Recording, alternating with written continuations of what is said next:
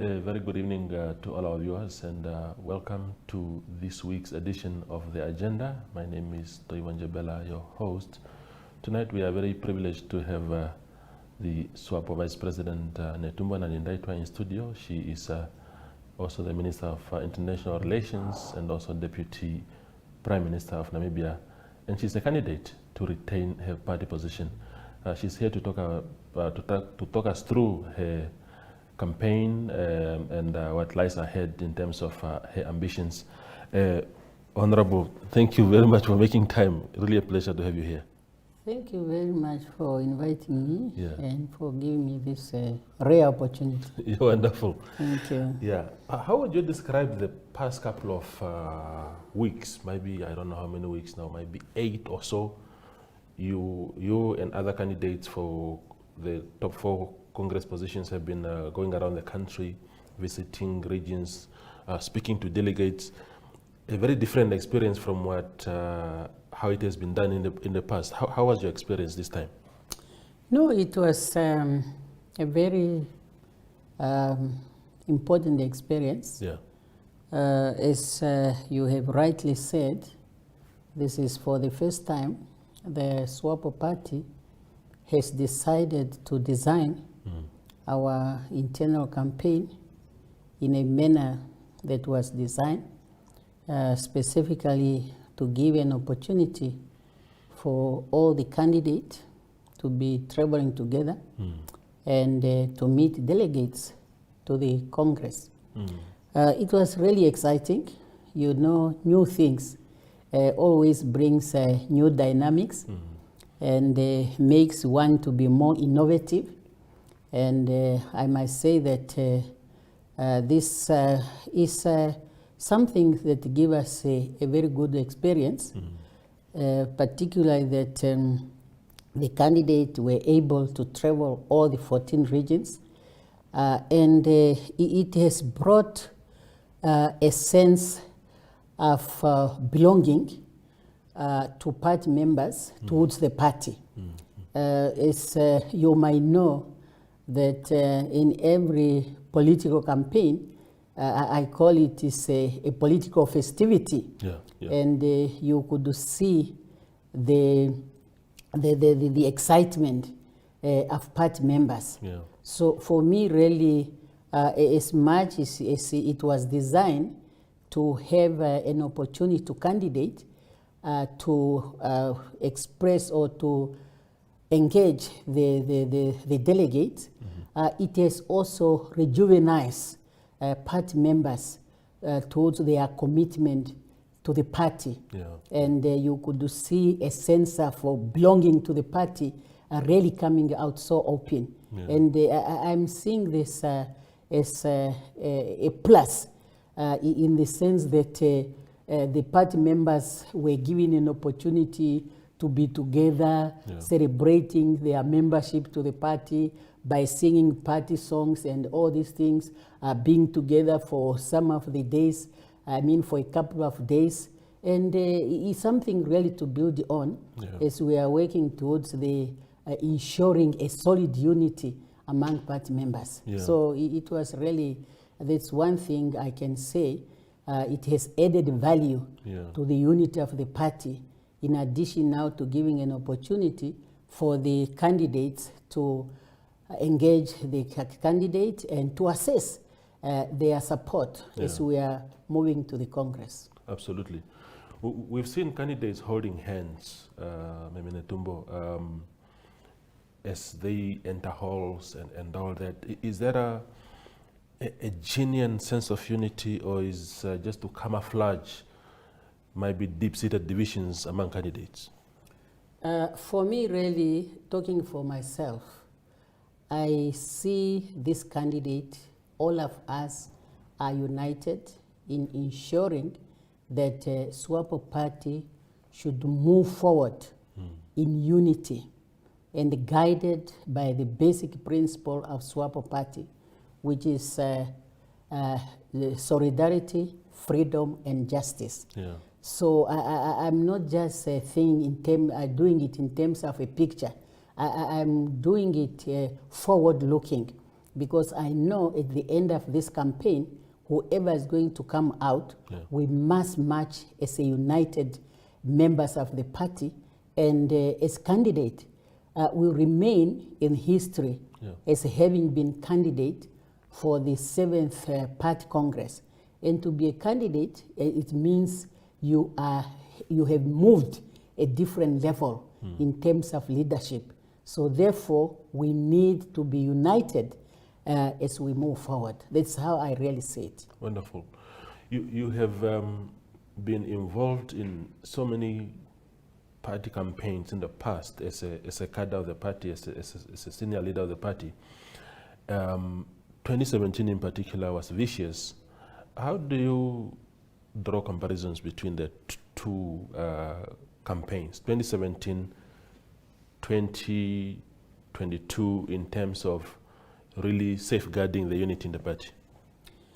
No, the 2017 is safeguarding the unity in the sense that all the candidates, they could sit in one room. Particularly, you mean 2020? I mean 2022. Yeah. I can tell you, for example, in every region, in the morning of the engagement, before we go to the hall, the regional leadership, they greet the candidate, and then there we agree on how we are going to move. In 2017, we were moving in different direction, and that has created its own situation, but it's another experience. And I think, as you know, that history is always a learned experience. And it's based on that history of 2017 that this time around we tried something new. And at the end of the day, throughout is going to be evaluated. And then we see, as we are moving, how do we perfect our internal campaign to make sure that after the campaign, we really maintain the unity within the party, which we need at all times. If unity was not the main concern of the party this time around, would you still have preferred candidates having some sort of freedom really to address rallies publicly? Because at the end of the day, this may be a Swapo internal campaign now, but even non-Swapo members are somehow affected by if Netumbo Nandi-Ndaitwah is elected next week, and she gets elected again in 2024. She becomes the president for all of us. Did you feel constrained a bit, despite the good intentions of how the campaigns were designed? I think unity will always be the core. And no matter how one can think it. But if there is anything that will strengthen the party in a way that we want it to be strong and to remain a party to reckon with in the Namibian politics, that will be the choice that I can take for it to be the one to be followed in our internal campaign. Of course, our rules, which we are using now, does not completely rule out any other means of delegate or candidate engaging delegates. But we have designed that mainstream that we have used because which has come to an end last Saturday when we met in Hardap.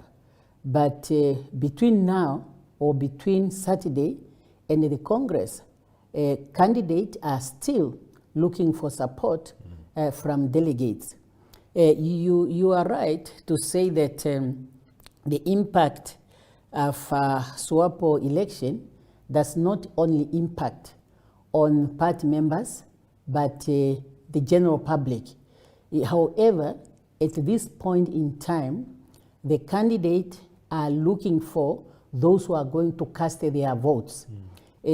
Of course, it's a common knowledge to everybody who are the candidates, what do they stand for, and there could be an influence by non-party members or by non-delegates who, in their own, they can talk to delegates and say, please, Swapo members, as you are going to the Congress, particularly we know it's not a secret that whoever will come out as a Swapo vice president come 2024 is the presidential candidate for Swapo party. So you still find those who are having that interest to say, please to allow us also really to support Swapo, you should give us this type of candidate. A failure to do that, this is because this is the candidate we feel can take our country forward in terms of our development and all national agendas. But specifically now, the focus is on the delegates who are going to the Congress, and of course party members who can influence them because they are delegated. So those who are delegating them, they must also have an influence on them. Absolutely. To say that this is what we are sending you to do. Otherwise, it will not help or to not serve any purpose. Absolutely. We spoke about 2017 and the lessons that we've learned from there. You've been vice president of the party during this period, 2017 to now. How would you describe your experience in that position that you think warrants a re-election in that position or even to do better? Yes. First, as a vice president, your mandate is driven from the Swapo party constitution, which specifically say that as the vice president, you have to assist the president and to do any other work that is assigned to you. The past 5 years have been some of the difficult years in Namibia, with so many factors that have come in, some of them external, some of them natural. For example, the past 5 years, we have been experiencing disasters like droughts. We have been experiencing world economic recession, and worst of it is the past 2 years that I call dead years because of COVID. And as a ruling party, we are the ones who are to guide.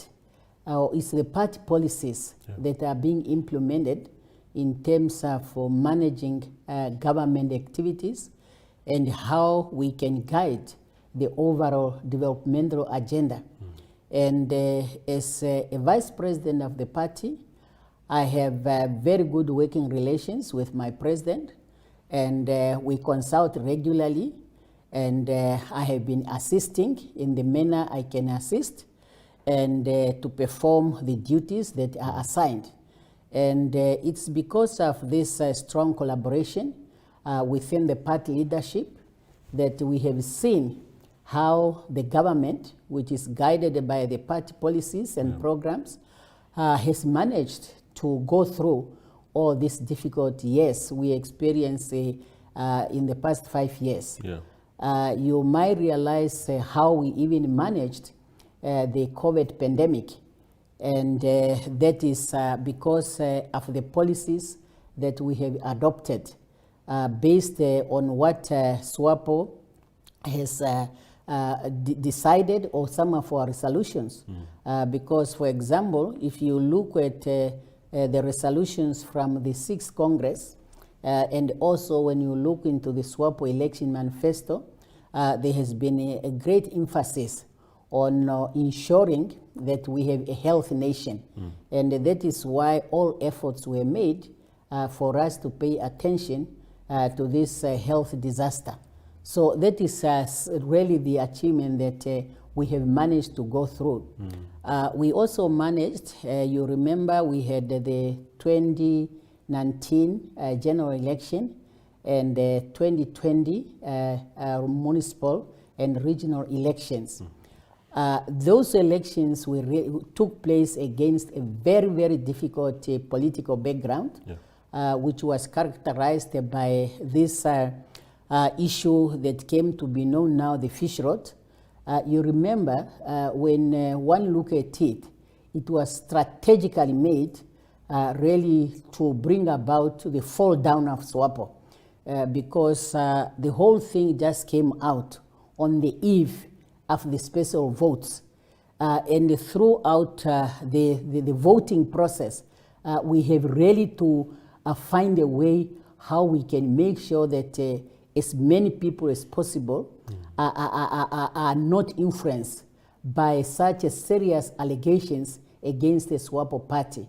So you noted that we even had a joint conference as party leaders, which is the president, the vice president, the secretary general, and explain to the people. And I believe if we have not taken such action, we might have suffered more than what we have suffered. Definitely we suffered, but at least when we talk about the National Assembly, we maintain our majority. Even we lost that two-thirds majority with one seat, but at least looking at how the whole thing was designed to bring Swapo down. Working together, we managed really to make sure that Swapo maintain its majority in the National Assembly. And when we came also to the regional and local authority, of course also the president, our president, won the election and maintained his position to serve a second time as the president of the country. At the regional and local authority, we have suffered those setbacks, but at least we remain with the majority of the regions in the country, and we remain also the majority in the National Council. And that's why now we have to build on that in order to make sure that what we have lost during those two elections of 2019, 2020, we regain them and then maybe increase. So you see what happened in the by-elections in Walfish Bay, that we have gained and the opposition have lost, even though they got the seat. So you could see all the strategies that you are working together. And this is what I can bring on the table for us to continue really improving on that as a vice president of the party, so that Swapo can come back and recover what it has lost in the past 5 years. Wonderful.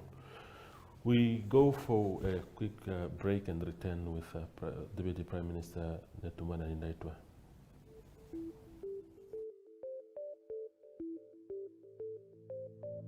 NMH at 1 brings you news from all across Namibia. If you would like to feature your brand or campaign on this platform, contact nmh1@synergy.com.na. NMH at 1, your lunchtime news companion.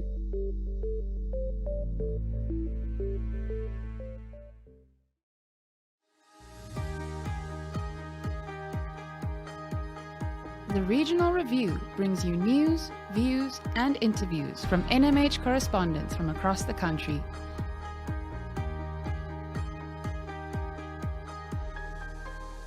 If you would like to feature your brand or campaign on this platform, contact regional@synergy.com.na.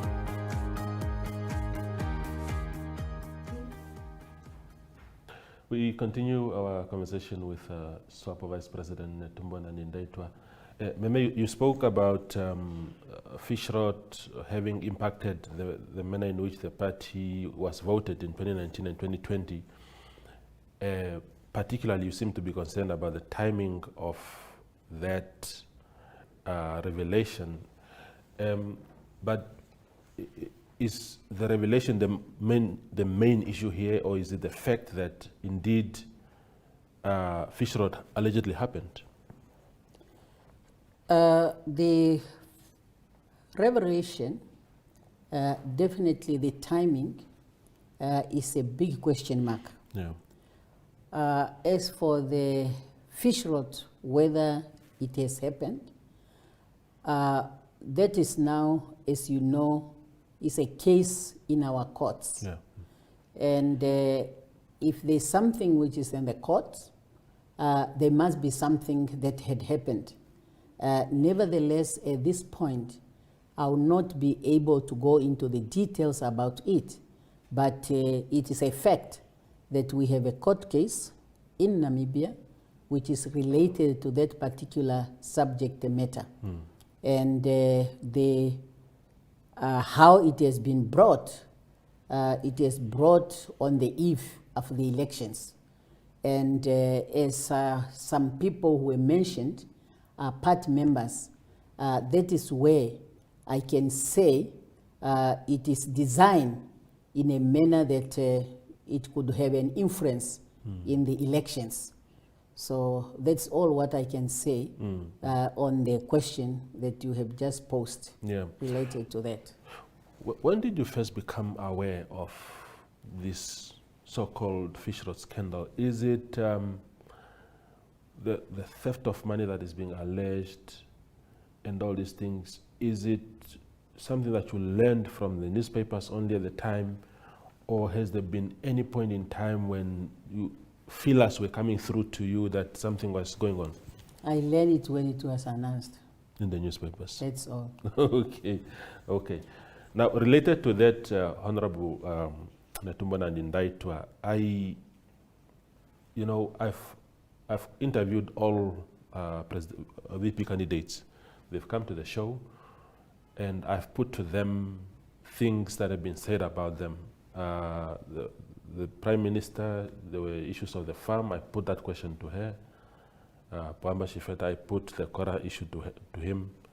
In your case, what has been said, everybody says that Netumbo Nandi-Ndaitwah is the cleanest of all three, but there are people who came and say, but we are told that Netumbo Nandi-Ndaitwah ran on the Harambee slate in 2017, which was allegedly funded with fish rot money. If you can just clear the air for me before we proceed to the other questions.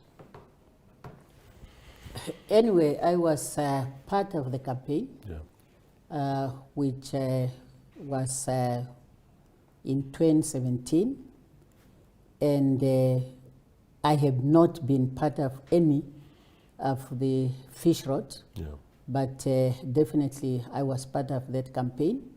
As you know, that it was a campaign. People say it was a slate, but slate do operate differently. Nevertheless, we were working together with the President, the Secretary General, the Deputy Secretary General, may his soul rest in peace, Comrade Maruka Usiku, and that is what I know. And at no point I have any extra finances that has come on my way, but I have been moving in this campaign on my own, and that's what I can say.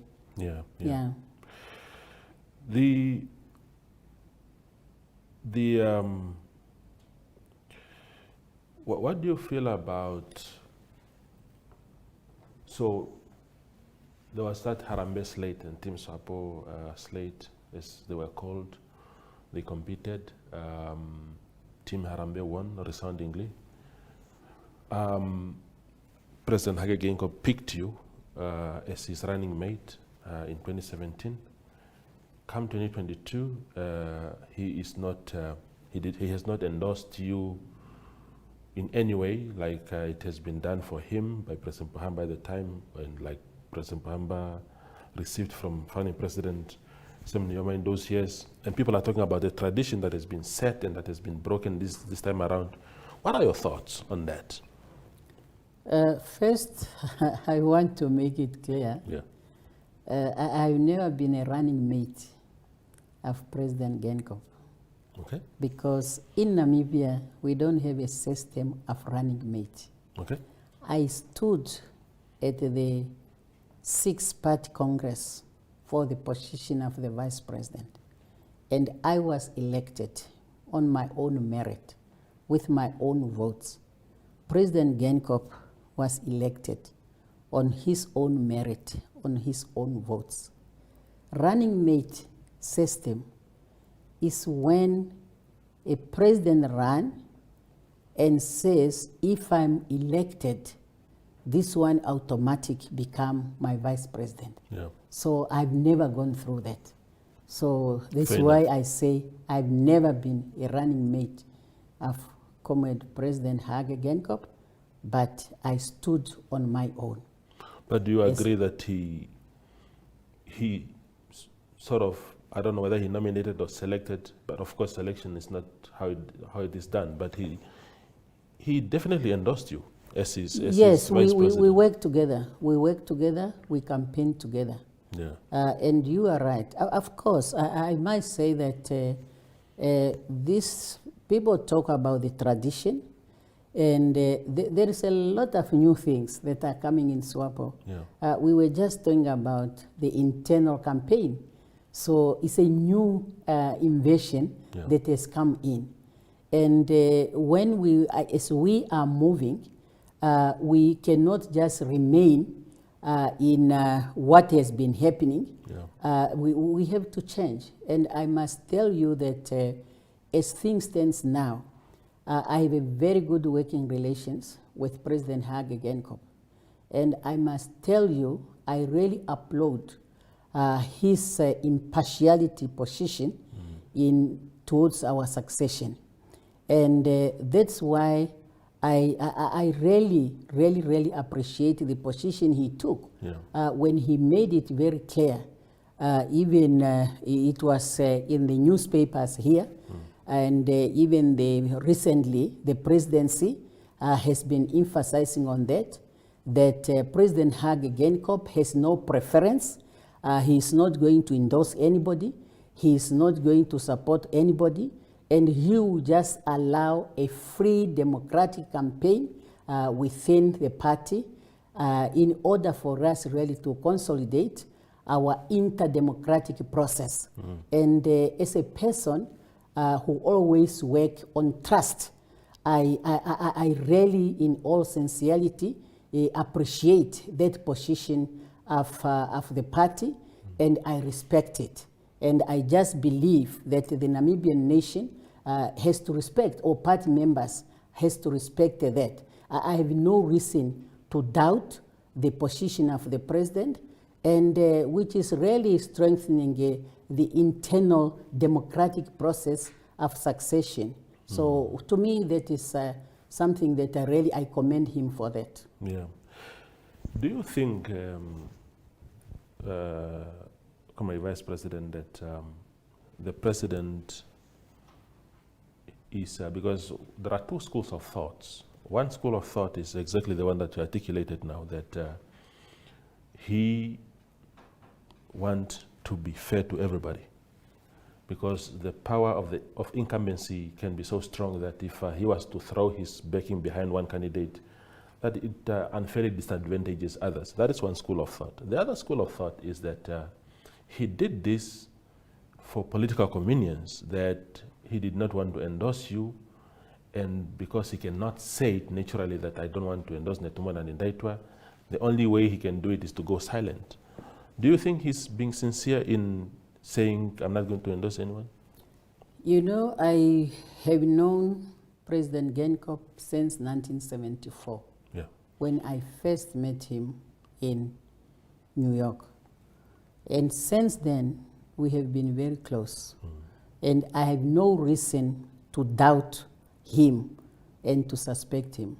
So that's really what I can say. And that is why I decide to get into my campaign very seriously, because I know as he has done that to strengthen our democratic process, I have to work with him in this process for ensuring that our internal democratic process is working in order to strengthen our party, and also to make sure that when Swapo party is given the mandate by the people of this country to govern our country and to ensure that we provide a clear vision on where do we want to take Namibia economically, to ensure that the people of Namibia benefit from our resources. We are doing it as a united party, which is guided, I keep repeating, our own principle of solidarity, where we are working as a team, freedom, where we are all free in our minds and able to bring out ideas that will serve the Namibian people and to do justice for all, whereby social justice as well as justice in a manner that party members and citizens of Namibia are given the same opportunities to express themselves and also to build up their own capacity and capability to perform different tasks that are needed in our developmental agenda. Absolutely. The one thing that the nation is complaining about is the state of our country at the moment. And that's why the Congress this coming week is seen as a really big opportunity and turning point for the country, because if Swapo was to elect a capable leader that can really admit where the past couple of years have gone wrong and be willing to rectify that we can perhaps go back on track again, because we were on a trajectory as a country. We cannot deny that we were on a very good trajectory, but the past couple of years have been very bad. You mentioned some of the factors, external factors, natural factors, but what kind of head of state, if you were to be elected at the Congress and stand as the party candidate in 2024 and win, what kind of president will Netumbo Nandi-Ndaitwah be? Yes, you are right that at independence, we got our independence at a time when the world, of course we know we were moving from the Cold War to where we are today. And the world economy was really progressively improving continuously almost every year until when the economic crisis hit in, and particularly in 2014 when the new government under President Genkop was to come in 2015. That is the time really we have seen a very serious economic crisis, both internationally, that has also an impact into the Namibian economy. Namibia not being an island. And the trend just continued throughout that process. And with the COVID pandemic coming in, and now as it was stabilizing, then we see the crisis between Russia and Ukraine, which again has brought a different dimension. But definitely we have it to recover. Now, what we need to do as a country, first and foremost, as I mentioned, we are part and parcel of the global village. However, we need also to see where is our local strength are, and then to pay special attention to that local strength. There are basic things that we really need to improve on. One is for us to improve in increasing the incomes particularly in the rural areas. In the rural areas, we need to pay attention to rural economy. In the world, there is what is called a cooperative economy or common economy. And the common economy is an economy where you have to study what are the specific strengths in a specific locality in your country and pay attention to that. For example, if we take now our regions, I can start up there, and you take the Zambezi region. You can bring it together with Zambezi, Kavango East, Kavango West.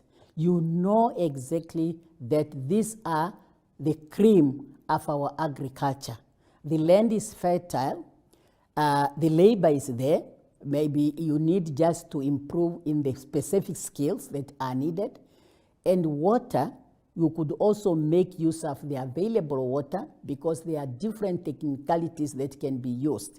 And then you really pay special attention to that. You will be able to develop that local economy. You look at where you can develop. For example, Namibia has been known for small stock like sheep and goats. You go to an area where you can be strong on that. And I have to tell you, when it comes to small stock, there's already a market. So you have just to make that small push. And when you are able to produce more, you would have no problem with the market in the Middle East. The Arabs, they want this type of meat. And you look also at others like the South, where you have dates which are now produced. Increase on that, because you know you cannot flood the market in this. So this is how you can look at them seriously in order to increase the income in the rural area. And then the agriculture, I have mentioned, though I relate it to the rural agriculture. But even our commercial agriculture, it needs a boost. History tells us that most developed countries, they develop or industrialized countries, they are industrialized through agriculture. But what we are having now is that we don't have really strong incentives. If as a nation we can sit, have a discussion around and say, yes, agriculture is what we need to industrialize the country, then we must have the right incentives. You cannot have agriculture, when you are emphasizing on agriculture is an important sector, but then all the inputs on agriculture are expensive. How do you grow it? And also, the taxes. I know taxes are necessary. A government has to generate revenue in order to service other important sectors of the country economy, like education, health, and many others. So you need to tax. However, it will also to be done in a manner that it does not kill the sectors that you want to tax. So you might find in some countries, you cannot tax agriculture the same way you are taxing other industries that are less vulnerable, because agriculture is important, but agriculture is very vulnerable. It's vulnerable to climate, it's vulnerable to natural disaster. You can plant your field and it looks so good, and a certain insect just comes and destroy all those 10 hectares within one day.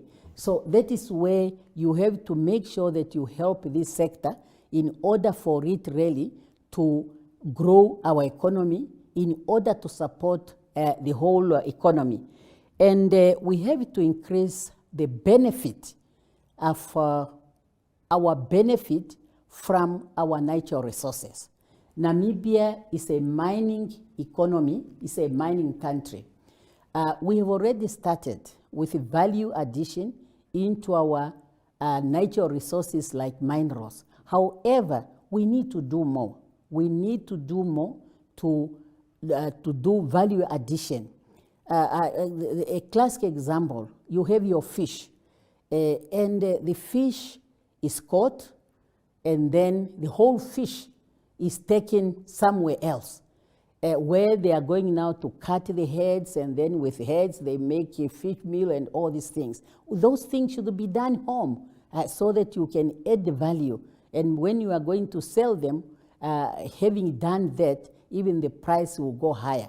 So, and we should also try really to understand how do we negotiate with multinationals. I remember there were discussions at the AU level that one disadvantage Africa puts itself when we are negotiating with multinationals, we see ourselves as we are on the receiving hand.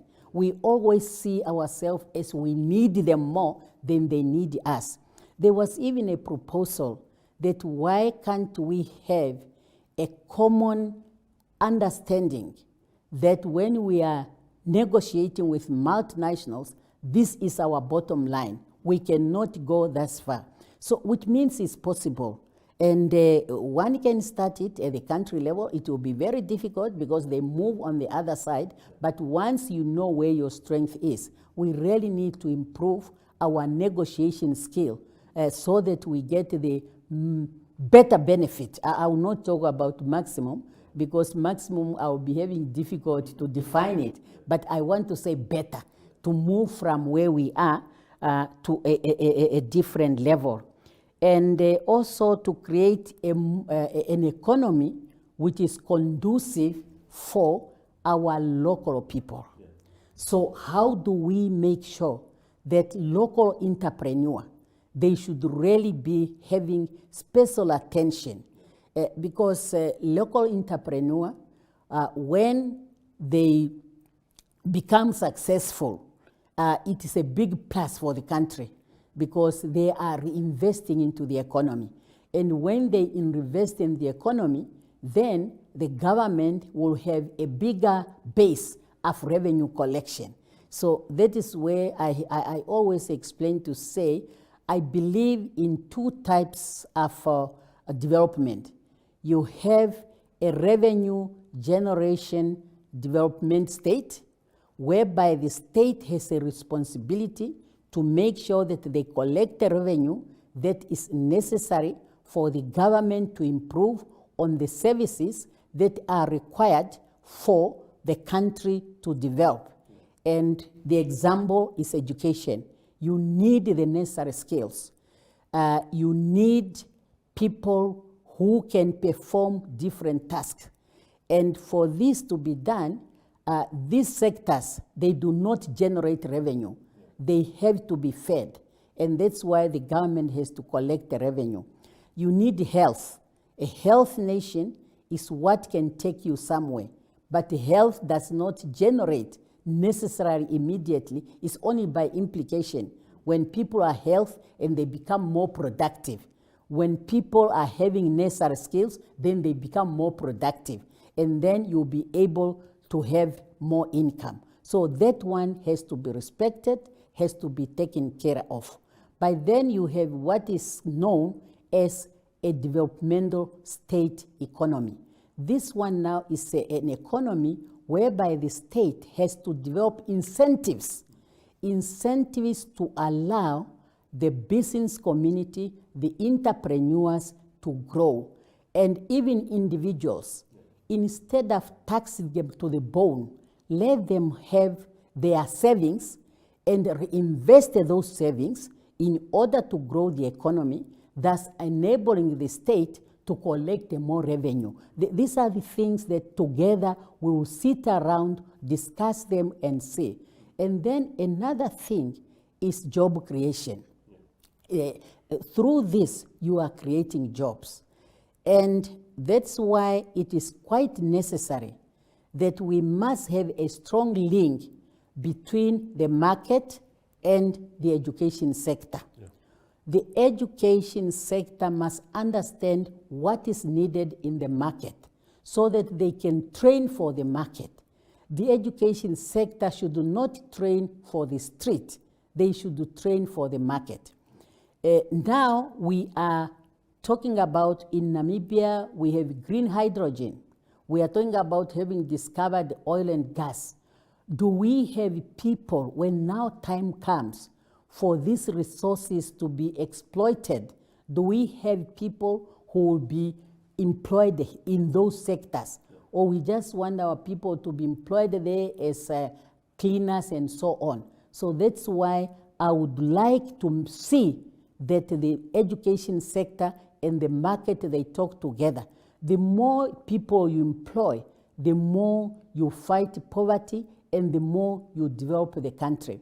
And another thing that we have to look at, when we talk about economic empowerment, we have to find a way to ensure that we empower as many people as possible.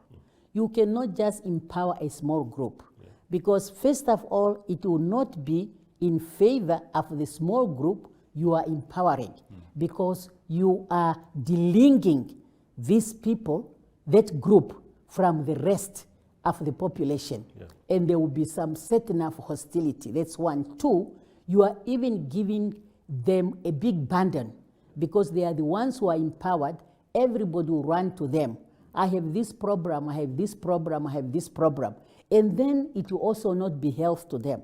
But if you empower the majority of the people, if you empower many, they will be able to help those who are not empowered, also for them to improve on their own living of standard. And in that way, that's how you are bringing about a balanced shared prosperity.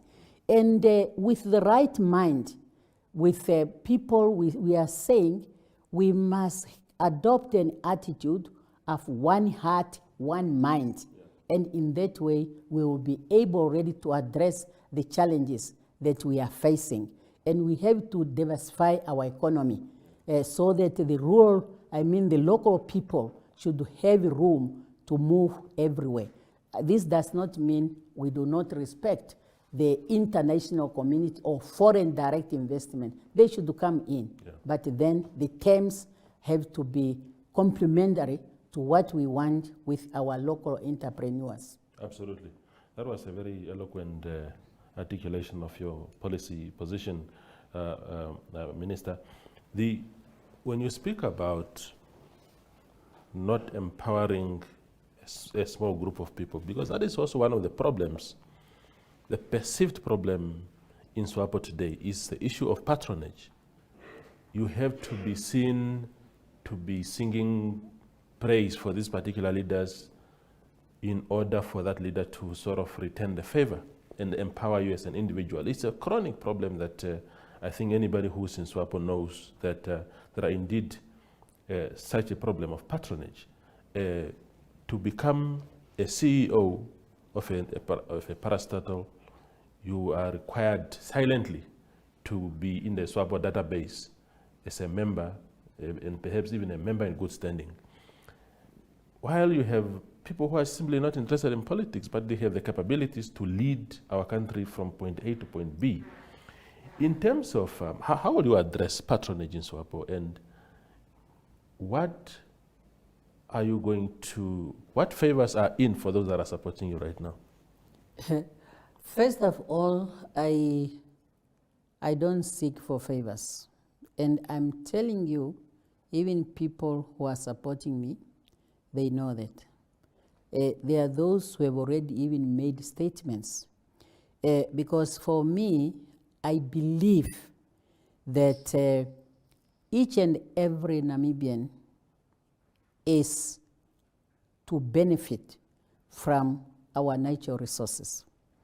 And that's why even in the position where I am, when I'm a Minister of International Relations, and it is my responsibility to link Namibia to the outside world, both politically and even economically.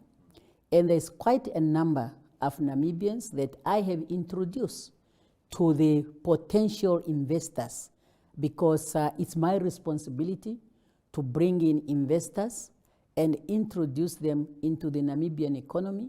And at no point I sought any favor or giving any favor by any of this. Because what I believe on is when one flourish, the whole country will flourish. So what is required is only that each and everyone, you should do this in the best interest of the Namibian people. So favor is something that can kill the system. If you are doing something serving an individual, then you know that the system in the long run might collapse or you will not develop. You are just going to move in circles. So you really need to take people whom you know that they have the capacity and the capability to perform. And they can be found all over. Some can be Swapo members, some can be other party members, some can be non-party. And what you need is to see the growth of the economy of the country. And also to see the parastatals. In fact, the parastatals are coming out of our own constitution, because we have adopted a mixed economy. And the policy of mixed economy simply means the state must have the role to play in the economy. And that's why parastatals are established. And people who are being given responsibility to run parastatals, they must be people with capability. I wouldn't really want to see this state of affair where you have parastatals which are collapsing one after the other. We rather not maybe establish them. Maybe somewhere established, not necessary. And that's why I say, with the experience we have gained over the years, which is a very strong base for us to build on, we really need to continuously revive and reverse our program and decide on which way to go, so that we can really address the challenges our people are facing, particularly the unemployment. It's so sad to see young people are unemployed. And these young people are the future of any given country, including Namibia. And that's why we have to pay special attention to create jobs for our young people. And we have also, when we talk about entrepreneur, special attention should be given to young entrepreneur. And we should also find a way to incorporate them into decision making. And these are the things that we have to look into. And how do we establish a good working relationship between the workers and the industries? Because that's very important. And remember, Swapo is a workers' party. It is formed out of the workers. And if you look into the Swapo political program, a good relationship between the workers and the industry is emphasized. So these are the things we need when we look into our economic development in order really to ensure and bring about sustainable development, and not just to be talking about growth, but we are now focusing on sustainable development, a development that we can sustain. And the development you can sustain is when you have a growth that is creating jobs. Wonderful. Vice President, it was a pleasure having you on the show. I wish we had more time, but thank you for coming. Thank you very much. Thank you very much. I'm waiting to go to the Congress. Yes, all the best. And Swapo party members, delegates, I'm here, and give me a second term. And Wonderful. Together we will continue. And I will be ready to lead the Namibian people to prosperity. Wonderful. Based on the strong foundation we have created since independence. Wonderful. Thank you for the opportunity. Wonderful. Thank you. Yeah, that is Netumbo Nandi-Ndaitwah. She's vying to retain her position as Vice President of Swapo at the Congress later this week. Thank you for watching. The Evening Review is a daily interview-based talk show that dissects and expounds on current affairs as they occur in Namibia. The show aims at reaching Namibians of all age groups who seek better understanding of the state of current affairs in the country. This show is broadcasted on NTV, 1up2.com, and cross-shared on the following Facebook platforms: Namibian Sun and Namibia Media Holdings. The Evening Review focuses on interviews, latest news, and up-to-the-minute current events. Contact evening@synergy.com.na.